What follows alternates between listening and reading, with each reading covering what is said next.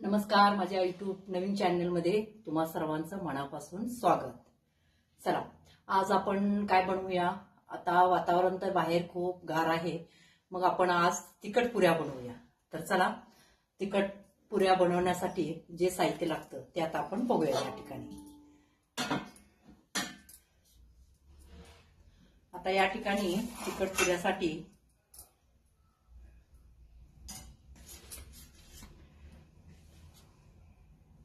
गव्हाचं तुम्ही कुठली वाटी किंवा कुठली म्हणजे एखादं भांड घेतला तरी चालेल, नाही घेतला तरी सुद्धा एक प्रमाण लक्षात ठेवायचं की जे आपण म्हणजे तिखट पुरी करणार आहे त्यामध्ये गव्हाचं पीठ जास्त प्रमाणात असावं। ज्वारीचं पीठ जास्त झालं तर तुम्हाला पुऱ्या लाटता येणार नाहीत आणि तळताना सुद्धा फार तेल ते शोषून घेतं।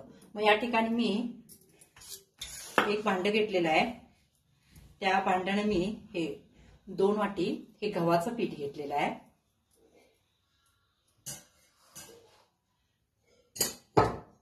पुन्हा ज्वारीचं पीठ घेतलेलं आहे, हे बघा, हे एक भांड, हे मी एक भांडच केलंय। हे 2 भांडी मी गव्हाचं पीठ घेतलेलं आहे, हे ज्वारीचं पीठ आहे। पुन्हा याच्यानंतर माझ्याकडे तांदळाचं पीठ होतं, तुम्ही असेल तर घाला, नसेल तर नाही घातलं तरी चालतं। तांदळाचं पीठ होतं ते एक मी अर्धी वाटी घालते। तांदळाचं पीठ जास्त घालू नका, नाहीतर पुरी कडक होते आणि चिवट होते, म्हणजे ज्याला आपण चांबट असं म्हणतो, म्हणजे तुटत नाही। आणि डाळीचं पीठ डाळीचं पीठ जास्त झालं तरी चालतं, काय प्रॉब्लेम येत नाहीये, फक्त ज्वारीचं पीठ कमी करा।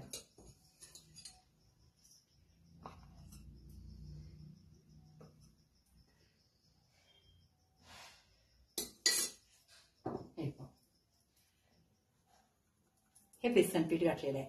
लक्षात आलं का? याच्यामध्ये गव्हाचं पीठ 2 वाटी घेतलेलं आहे, ज्वारीचं पीठ 1 वाटी घेतलेलं आहे, बेसन पीठ 1 वाटी घेतलेलं आहे आणि तांदळाचं पीठ अर्धी वाटी घेतलेलं आहे। आता याच्यामध्ये मापून घ्यायचं काय, म्हणजे असं लाडवाचा पाक किंवा वड्या असं करायचं आपणाला नाही आहे, त्यामुळे याच्यामध्ये कमी जास्त चालतं। तुम्ही अंदाज पंचे सुद्धा घेऊ शकता। गिरणीतून तुम्ही दळून आणणार असाल तर त्याच्यामध्ये गव्हाचं प्रमाण जास्त ठेवा, आणि घरात करणार असेल तर तुम्ही रेग्युलर मध्ये असं ज्वारीचं पीठ, गव्हाचं पीठ आणि बेसन पीठ घेऊन केला तर सुद्धा खूप छान होतं। फक्त त्याच्यामध्ये गव्हाचं प्रमाण पिठाचं जास्त ठेवा, म्हणजे चवीला पण पुरी एकदम छान लागते। ज्वारीचं पीठ जास्त ठेवलं तर तुम्हाला पुऱ्या लाटता येणार नाहीत, आणि ज्यावेळेला आपण तळायला टाकतो त्यावेळेला फुगणार पण नाहीत, आणि काय होतं, तेल शोषून घेतं। त्यामुळे गव्हाचं पिठाचं प्रमाण जास्त ठेवायचं। आता आपण हे मिश्रण सगळं एकत्र करायचं पहिला, कारण पिठं वेगवेगळी आहेत। गिरणीतून दळून आणलं की मग काय सगळं ते एकत्र होतं, त्यामुळे काय प्रॉब्लेम येत नाहीये। हे सगळं आता एकत्र करायचं।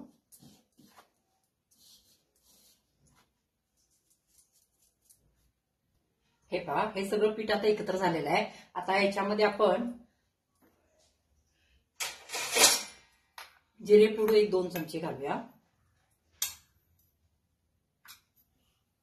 पुन्हा याच्यामध्ये ओवा घालायचा आहे, 3 चमचे घाला। पोह्याने खायचा एवढा चमचा आहे माझा, तुम्ही अंदाजे घालू शकता।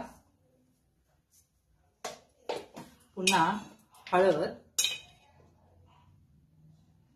थोडी जास्त घाला, म्हणजे कलर येतो त्याला। याच्यानंतर मीठ चवीप्रमाणे,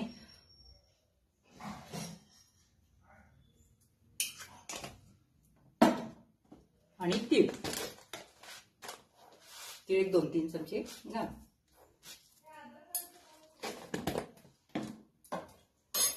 आणि सर्वात महत्वाचं म्हणजे हा खरडा। मी या ठिकाणी मिरच्या भाजून घेतलेल्या आहेत, लसूण आणि मिरच्या, लसूण, मिरची आणि कोथिंबीर, आणि याच्यामध्ये थोडे जिरे घातलेत आणि मीठ, असं करून मी पाणी घालून हे पातळ करून घेतलेलं आहे, म्हणजे मिक्सरवर बारीक करून घेतलेलं आहे। आता चवीप्रमाणे तिखट तुम्हाला ज्या प्रमाण लागतं त्याप्रमाणे तुम्ही याच्यामध्ये घालू शकता। याच्यामध्ये मिठाचं प्रमाण असल्यामुळे पिठामध्ये मीठ घालताना व्यवस्थित हे करून घाला। हे तिखट आपण नंतर बघून आणि घालू शकतो। आता पूर्ण हे एकजीव करून घ्यायचं आहे आपल्याला।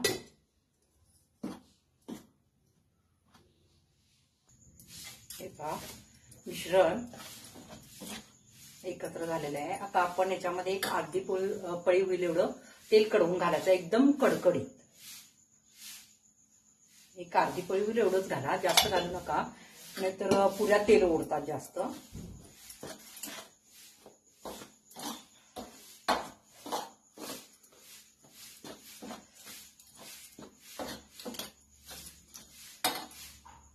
कडकडीत करून ह्याच्यामध्ये घालायचं. हे कडकडीत गरम झालेलं आहे. आता गॅस बंद करायचा आणि हे याच्यामध्ये पिठामध्ये घालायचं आणि चांगलं हलवून घ्यायचं. प्रथम चमच्याने हलवून घ्या, कारण तेल कडकडीत गरम आहे, हाताला चटका बसण्याची शक्यता असते. थोडंसं नरम झालं असं वाटल्यानंतर मग ते पूर्ण आता हे पीठ हातानं चोळून हे करायचं. असं पूर्ण हातानं हे करायचं, म्हणजे पूर्ण पिठाला मसाला लागतो. म्हणजे जो जो आपण घातलेला आहे तो जिरेपूड, ओवा, परत खरडा, हळदपूड, मीठ, हे सगळं चांगलं चोळून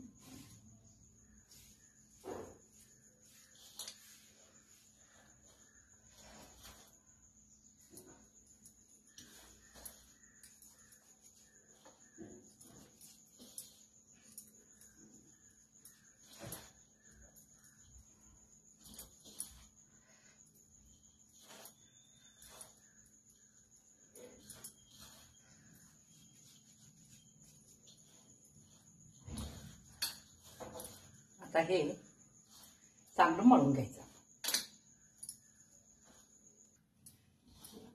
आता हे पीठ चांगलं घट्ट मळायचं, ढिलं करायचं नाहीये, कारण आपल्याला त्याची पोळी लाटता आली पाहिजे व्यवस्थित. घट्ट मळायचं.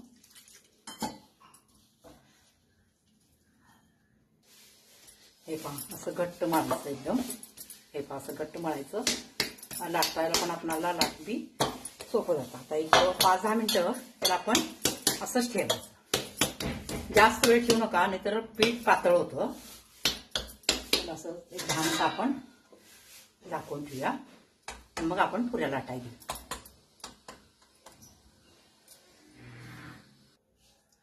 एक 10 मिनिटं झालेले आहे. पीठ चांगलं भिजलेलं आहे. असा गोळा करून घ्यायचा आणि आपण चपाती वगैरे कसं लाटतो ना, तशा पद्धतीनं लाटायचं. जास्त जाड नाही आणि जास्त पातळ नाही. आणि लावायला सुद्धा गव्हाचं पीठच घ्या. ज्वारीच्या पिठाने तुम्हाला लाटता येणार नाही, कारण ज्वारीचं पीठ असं लाटाल ना त्या पिठाला चिटकून बसतं. त्यामुळे गव्हाचं पीठच घ्या अशा पद्धतीने.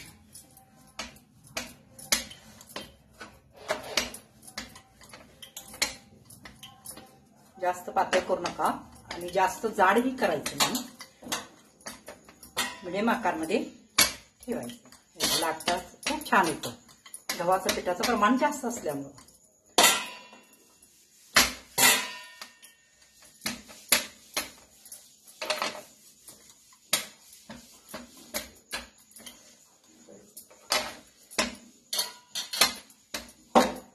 आता याला एखादी कट असलेली वाटी पाहिजे. म्हणजे आता माझ्याकडे कटाच्या वाट्या, म्हणजे व्यवस्थित पडलं पाहिजे. मग आता मी कायम ह्या ग्लासनं, ह्याला कट चांगला आहे त्यामुळे या ग्लासनंच मी पाडते. आणि छोट्या छोट्या होतात पण दिसायला पण छान वाटतात. लहान असू दे मोठे असू दे चव काय बदलत नाहीये. ह्या अशा पद्धतीने जास्त जाड पण नाहीये आणि जास्त पातळ पण नाहीये. आता अशा पद्धतीने आपण ह्या पुऱ्या लाटून घेऊया. अशा पद्धतीने असं सगळ्या पुऱ्या लाटायच्या आहेत आपल्याला. आणि या ठिकाणी समजा एखादी पुरी तुमची काटाला जाड वगैरे झाली असेल तर तुम्ही हाताने असं पातळ करू शकता. आणि मला आणखी तुम्हाला सांगायचं होतं की ह्याला पीठ लावताना आपण गव्हाचंच लावणार आहे, पण पीठ लावताना कमी प्रमाणात लावा, आणि तर तेलामध्ये ते पीठ करपलं जातं. थोडं थोडं एकदा थोडंसं टाकलं ना, असं पसरवलं की त्याला सगळीकडे पीठ लागतं. हे पहा, एकदा लावलं ना की पुन्हा लावायची काही गरज नाही. आणि यात गव्हाचं पीठ जास्त असल्यामुळं ते अजिबात चिकटतही नाहीये आणि चिराही पडत नाही. त्याला व्यवस्थित तुम्हाला लाटता येते.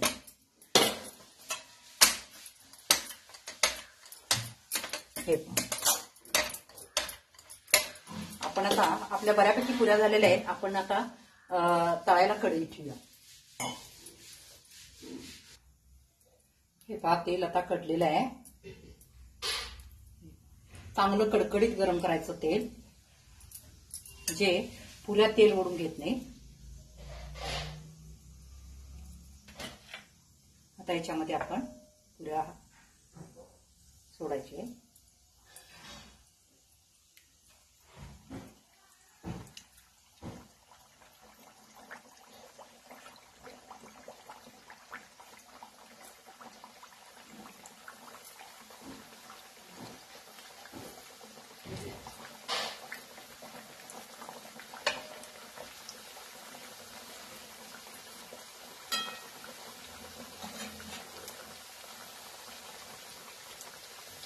कढईमध्ये जेवढ्या बसतात तेवढ्याच हे करा, नाहीतर पुऱ्या फुगत नाही.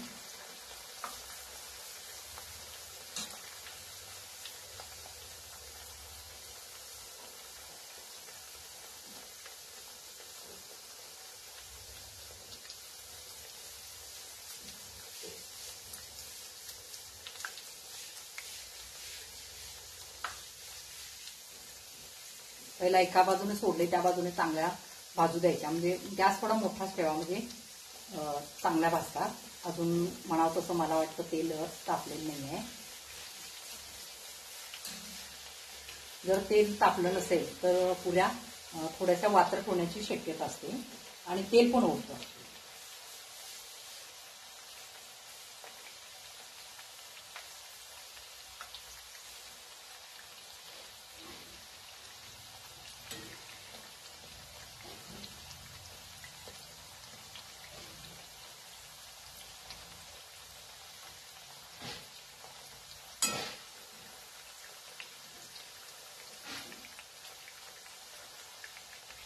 कलर पण बघा खूप छान आलेला आहे, कारण आपण मिरची कोथिंबीर सगळं मिक्सरमध्ये बारीक करून घेतलं होतं.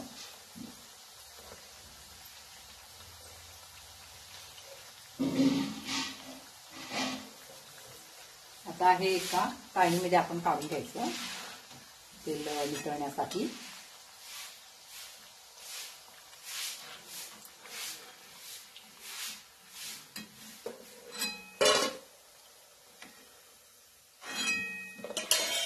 तेल चांगलं अजून थोडंसं तापावं लागेल, तापू दे, मग आपण त्याच्यामध्ये सोडूया.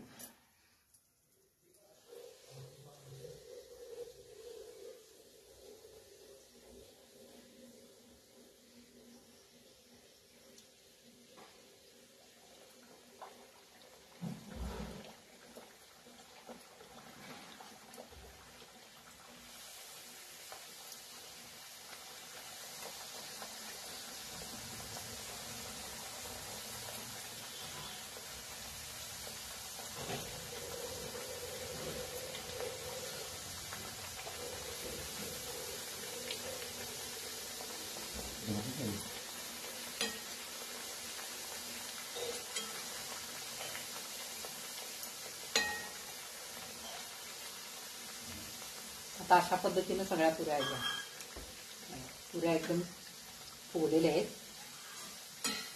चांगलं तेल गरम झाल्यानंतर पुऱ्या चांगल्या फुगतात.